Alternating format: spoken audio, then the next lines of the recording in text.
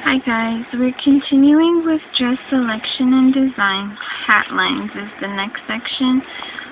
An analysis of hair arrangement leads logically to studying lines of hats.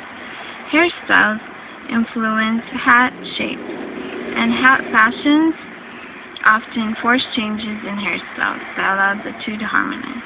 Years ago, a hat was worn for perfection. Now, witness the tiny straw hat in a February snowstorm that gives no protection against winter's ice blast, but does warm a woman's spirit and makes her appear prettier. A hat reputedly is the most difficult article of apparel to sell because the woman expects it to make her pretty or smart, and always to increase her charm. She buys a new hat to raise her spirits and relieve emotional strain. So Mrs. Miniver went to London and bought herself a silly, fluffy hat when England was on the verge of war. Although it accomplished its purpose and relieved tension in this instance, a hat bought under stress or in a thoughtless rush seldom proves satisfactory, and is no doubt responsible for the lack of taste so often shown in choosing a hat, and for the disappointment felt after the purchase.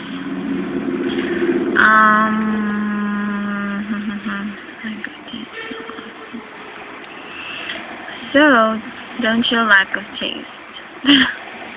The success of a hat depends equally on how becoming it is and how harmoniously, as an important accessory to complement the costume.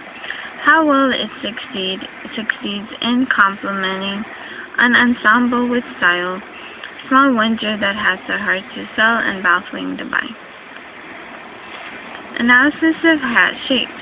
Shape is all important to hats, for hat colors and textures take their cues from the main item of an ensemble, the suit or coat. Hats made in the basic suit and coat colors, black, navy, brown, beige, and white, far outnumber those in other colors. Although hat fashions change rapidly, two basic kinds are always in vogue: brimmed and brimless.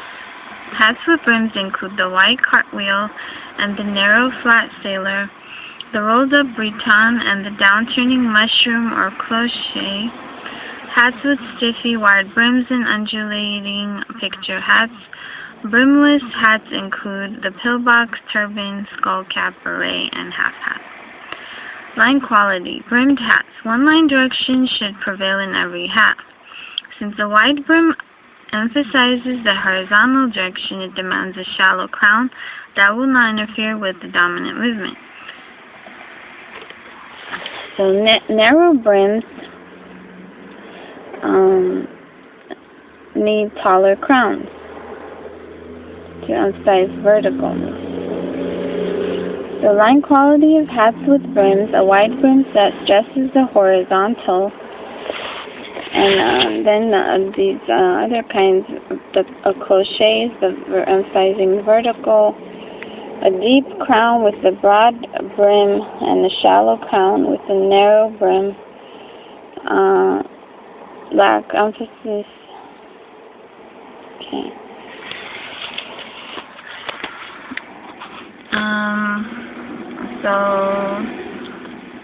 The relative proportions hold true regardless of fashion. Hats with deep crowns and broad brims stress neither line movement and therefore seem cumbersome. And those with very narrow brims and shallow crowns are equally unemphatic. So, too doll-like for normal features. The sketches illustrate line quality of brimmed hats. So line quality of brimless hats. Curved sides are less severe than straight. Little half hats are generally becoming. Tall hats dwarf small features.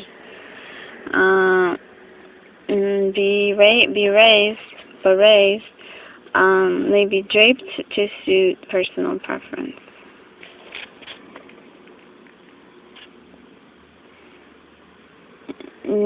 it's like good to have a hat if it doesn't look ridiculous, you know. And then brimless hats. The entire emphasis of a brimless hat is on the crown. Therefore, it may be wider and deeper than the crown of a brimmed hat without looking heavy.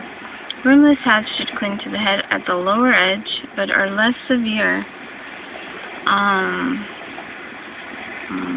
if the sides flare or curve outward beyond the face. Extremely tall pillboxes or turbans dwarf, medium, or small faces and features. Caps and half hats, which cling to the head scarcely showing from the front, have become popular with women for their unpretentious, undemanding, and cling well to the head. Because they combine with the hair to frame the face. The hair forms background for both hat and features. Berets vary in size. They suit all faces and figures and may be draped according to personal preference. More different kinds. Hat trimming, ribbon, band, and stiff horizontal bow. Accent dominant line of the hat. Flowers and ribbons in the profusion smother the hat and dominate the wearer. And then coordinate hats or costumes. Small hats fit into large coat collars. Crisp sailors accent the smartness of the suit. Undulating brims complement low-necked dresses.